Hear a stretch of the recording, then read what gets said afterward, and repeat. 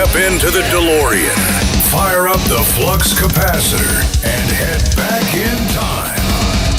Pennsylvania Rock Show Flashback. Pennsylvania Rock.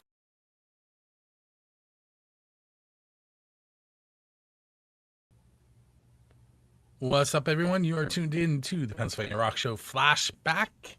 With me tonight is Amy from Eden on Fire. Amy, I forgot to ask you, and I know, but what year is the first track that we're going to talk about from? 2023. I have to think about it for a minute. Yeah, it was 2023 we released that. And if I remember correctly, the album is Unresolved? Yes, it was re-released then on the album, and that was November of 2024. But it was released as a single first in 2023. Okay. Is there a difference between the single and the album version? It was just remastered, so it's really the same song, same mix, just remastered to fit the album volumes. The reason I ask is because I have the album version with me. Okay, yeah, no, it's exactly the same other than a remaster. So where was the album recorded at? So we recorded the album at BFE Studios here outside of Erie. It's in like Girard, Pennsylvania area. A real good friend of ours, Brian Goloski, is the engineer. He actually mixed Fallen for us as well. So he did everything. It did when we sent out the album, we did send out to a new person who then remastered it. But yeah, Brian actually mixed that original Fallen. The lineup was different on that song than the one that we're going to play later, correct? Yes, so that was our original lineup, the OGs. It was myself, Scott Haggerty on bass, who is still with us, Rick Knapp on guitar, and Michael Calabrese on drums. Now those two, Mike and Rick, have left. They've been gone for a couple years now, and we have a new lineup. Which we'll talk about in a little bit. Okay. Is there anything about the recording process of the album that maybe was unique that you want to mention? So this was my first time ever recording a full album. Back in the day when I used to do this a long time ago, we were kind of DIYing it ourselves. So this was a new experience. I had been in studios before, a lot of years ago, but this is the first experience I've had in a long time, and it was the first time ever doing an album. And what really shocked me is, like, when I had been in official studios, I was in RPM studios back in Philadelphia back in the day. It was about what you could afford, and we would walk in and, down and dirty, get the song done, have it mixed while you're sitting there, and walk out with the cassette tape. So this was a total new experience for us because Brian not only tracked us, but he helped sort of engineer the tunes. He helped produce them. So like what was unique for me is I would spend an entire day laying down vocals for one song, because we would just go in and record my first take, and then my second take, and then my third, sometimes 5 or 6 takes of the same part. And then I'd still have to go to do the backup. So it was great. And then we would just sort of layer them and kind of cookie cutter them together. And it was really cool. So is it hard to perform? I've always wondered this, because with technology the way it is now, you mentioned cookie cuttering it together. Yeah. Is it hard to perform it like it is on the album when it's done that way? So, I mean, there's a couple of schools of thoughts on that, you should sound just like your album when you're out playing. We kind of take a different approach. We kind of do all the things that we want to do in the studio, that in a perfect world, if we had a lot of backup singers and a lot of other, guitar players and instruments on stage, that would happen live, but we don't. So I don't think so for us. Fallen still, I play piano through the entire song with strings layered underneath that. So when we play it live, that is what you hear. The difference is you don't have all the layers of backup vocals, though our drummer now that we have currently is doing some of the backup. So we're getting a little bit more of that, but you don't obviously have the other female voice doing the backups as they were on the album. Okay, so we're going to take a moment. We're going to listen to Fallen, and we'll be right back.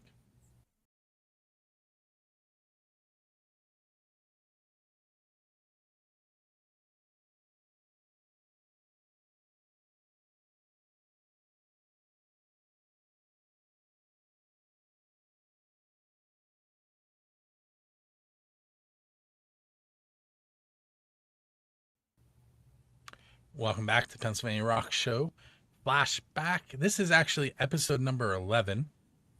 Relatively new show, but we're flashing back from the Pennsylvania Rock Show, which is on like episode 822 at this point. So we're gonna catch 1,000 quickly between the two of them. But if you look at all my podcasts, we passed 1,000 a long time ago. But all right, so that was Fallen, and you have a brand new track that we are getting to play first, right? Yeah, this will be a world premiere. Congratulations. You Thank can you. select. I love when that happens. Yes. Go ahead. I was just going to say, I did listen to it, and it's kind of different than what I've heard from you guys. Yeah. Yeah, I like it. I think your vocals are a little, I don't want to say grungy, but a little more gritty. Yeah. Is that, yeah. That song came from anger, and you can probably hear that in the way that we did it. Yeah, it was really exciting. It's called Queen Bee. It was written a while ago. We were performing it for the last several years, but it has changed a little bit. We did kind of revamp it. It's more true to how I originally wrote it. I actually wrote the guitar riff on that. So I'm not a phenomenal guitar player. You can see I have a few back here, but I'm learning. And one night I was just really, really mad. And I picked up actually an acoustic guitar is all I had at the time. And I wrote that riff. And it just, the words came and the whole song kind of came together. I brought it to the band. It got revamped a little bit. A couple of things I had done in the original got taken out, but then we recently put them back. So yeah, it's a little bit grittier. It's a little bit angrier than some of our other stuff, but it sort of is a nice segue from Villain, because Villain was sort of born from the same. I was going to ask that question because Villain. I think I know what Villain's about, but I'm not going to say it on the air. Yeah. Yeah. So same figure for both songs? Yeah. So basically the same thing. It sort of started out being about somebody that really upset me. But then it sort of became an anthem for just like people checking themselves on like, I don't even know how to explain it, but there's always those gatekeepers, and we're running into them everywhere. Somebody who wants to control whatever scene or whatever situation. And it's sort of a self-check for me now that I don't ever want to be like that. So it's kind of like the song came from anger, it was about a particular issue, but it really became more global to me after that. Okay. So tell me a different lineup on this one. So now you can talk about your current band. So our current lineup is still myself. I play keys and vocals. And then we have Scott Haggerty still on bass. And then Steven Starvaggi joined us about a year ago, a little over a year ago now. It was December of 2024. And he's our drummer. And Todd Sandberg most recently joined the band, and this is his guitar work on this song. So really excited. We finally have, I think, probably the most solid lineup we've ever had. And we all get along fabulously, and it shows in the music. We're writing again. I'm very excited about that. So as far as writing and recording, how is this one different than Fallen in that album? So when I wrote Fallen and a good bit of the material on the Unresolved album, prior to ever even having band members, it was during the pandemic. I sat down at my piano and used MIDI and cranked out a bunch of the tunes. Fallen, Parasite, Brigade, Listen to Me. Those were all like songs that I had preliminarily written, and then brought them to the band once we had the lineup, and we kind of massaged them and changed them and made them a little bit more metal friendly. Some of those other songs too, then we did write as a band, but a lot of it was me at the piano bringing that to the band, and then changing it. Even Love Bomber, one song that has absolutely no keyboards in it whatsoever on the recording or live, I wrote on piano and I brought it to the band and I went, okay, so let's take this song and make it metal. And they're like, okay. And I'm like, yeah, I don't want any keyboards in it. They're like, wait, what?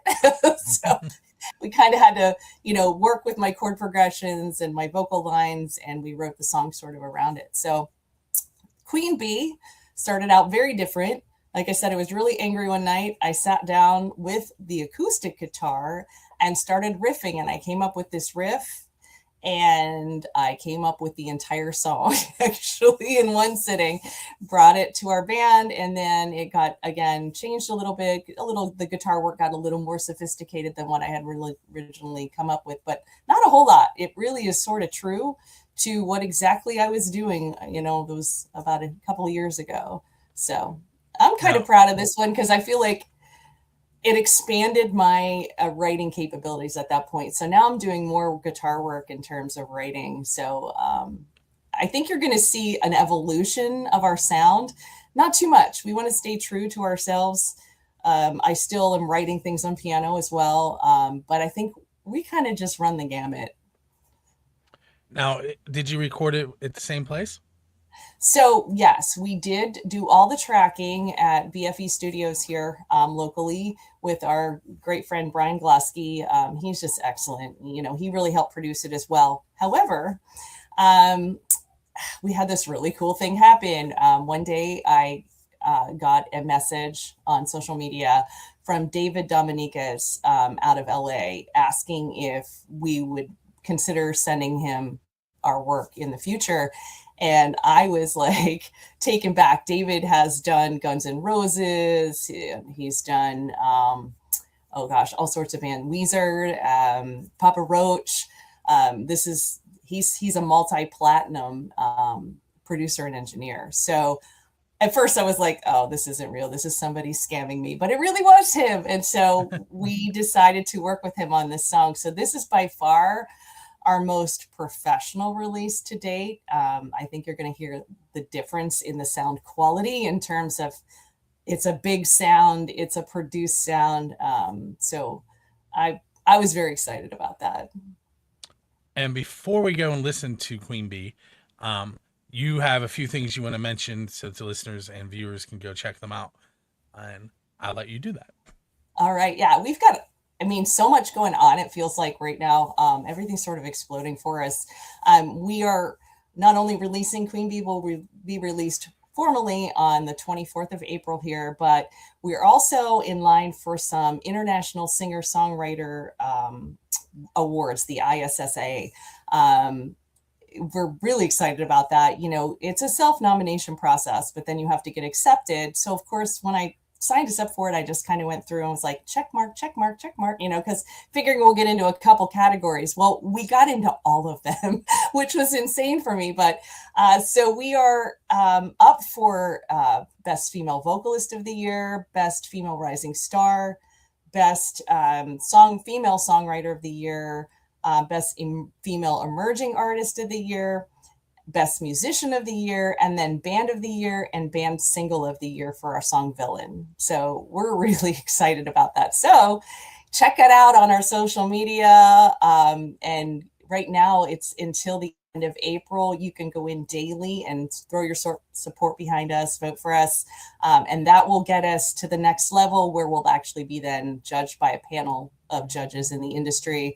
And then if we were to win a gold, we'll be referred for a Grammy. So that's like super exciting. So anybody who wants to support us, we really appreciate you. And what's the voting process? They have to go to the ISSA. You can go to the ISSA's website, or you can just find it on, I'm sharing it pretty much daily everywhere on social media. And it's just a check off. You don't even have to sign up. It tracks your browser, so you can't vote more than one per day, but you don't even have to give an email address or anything like that. You just go in and check boxes. So it's a few pages because there's a lot of people in a lot of different categories, but it doesn't cost you anything. Probably take you about 30 seconds to get through all of it. Very cool. Do you have any shows you want to mention? We're a little lighter this year on shows. We're trying to keep it a little light so we can do more writing in the studio because we're back to doing that. But we do have a show coming up on May 23rd here locally in Erie at the Big Bar. We're going to be opening up for a Metallica tribute band called Battery.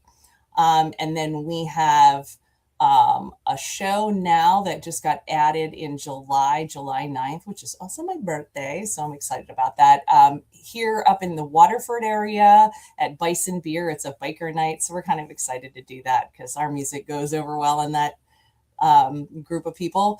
And then we have some things coming in August. We're in a couple of festivals, one down your way, and possibly another show at the end of August.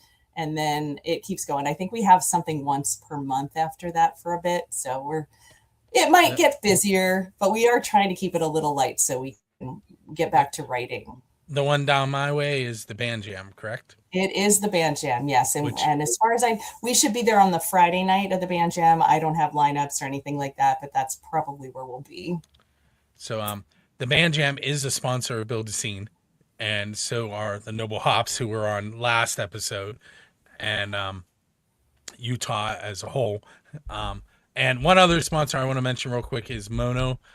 They provided this cool microphone that I'm using. It's wireless, XLR, USB. Go to mono.com/Bill Domiano.